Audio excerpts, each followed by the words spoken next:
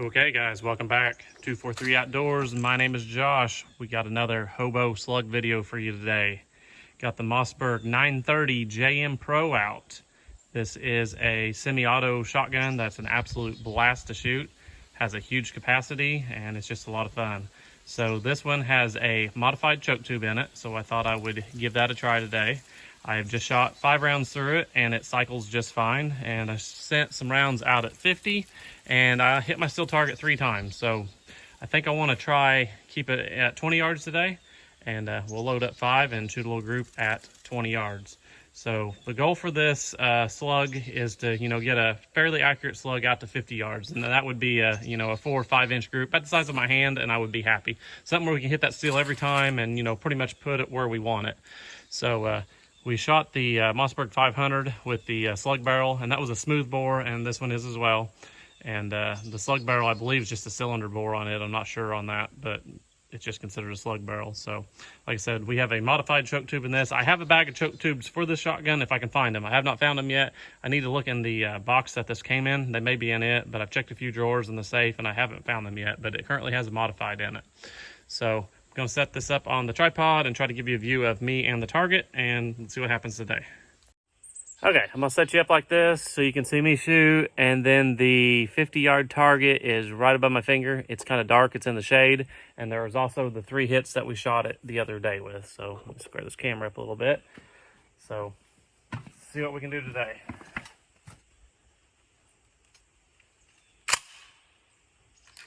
Go ahead and load all 5 rounds in the magazine tube.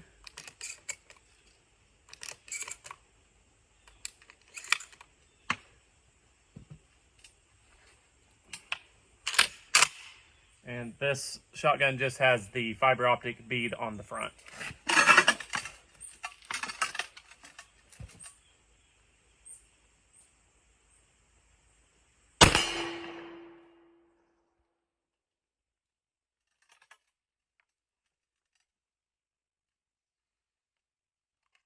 we didn't quite spit out the last round, but no problem there.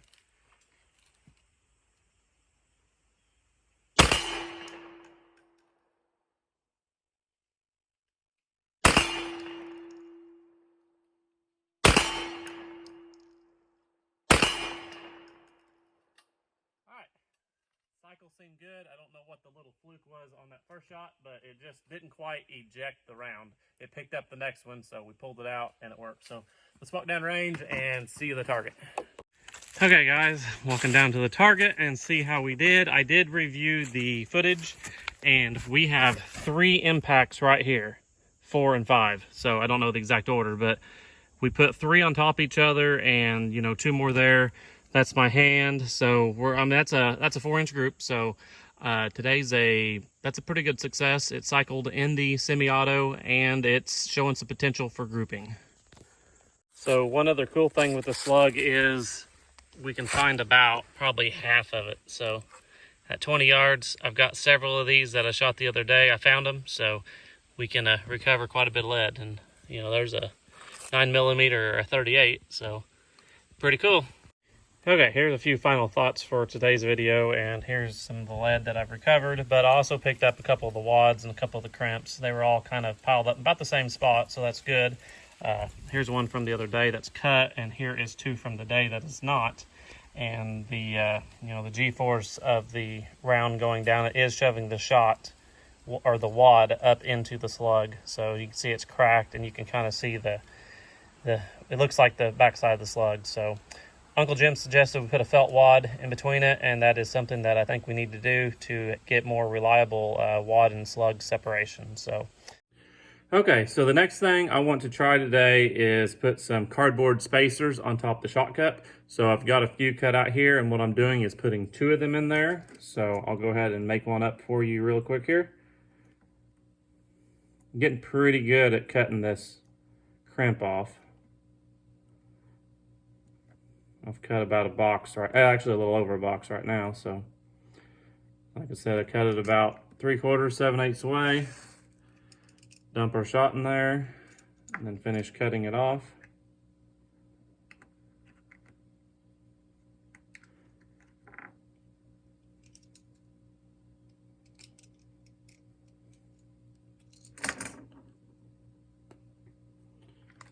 I actually cut these in about 2 different sizes. The first one's a little bit small, so we put it on bottom, and then I got the one that's about the right size on top. And we'll drop our slug down in it and then crimp it. So I think we'll see a lot better results with these. I think that wad's gonna separate a lot better, and I think we're gonna see a vast improvement in accuracy. Okay guys, we are out on the range with the Mossberg 500. I have my smooth bore slug barrel in it, and we have our 5 rounds we just loaded up with the cardboard spacers. The petals are uncut, and I've moved the target back to 25 yards. I feel like that's a more realistic distance. 20 feels like it's a little close, and 50 still, I'm still not ready for 50 until we get a good shooting load at 20 or 25. So we're gonna send 5 at 25.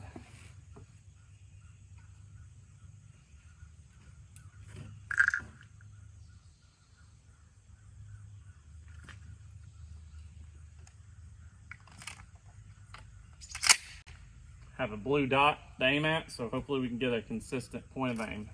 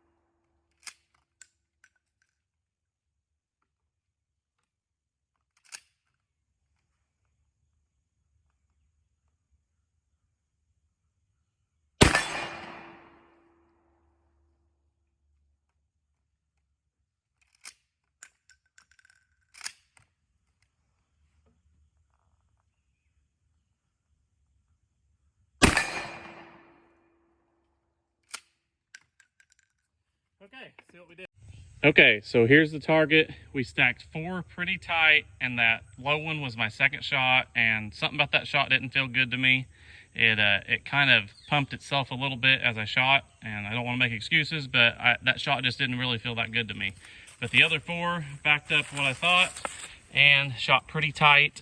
I did find a wad on the ground, and this is, let me try to get it focused here.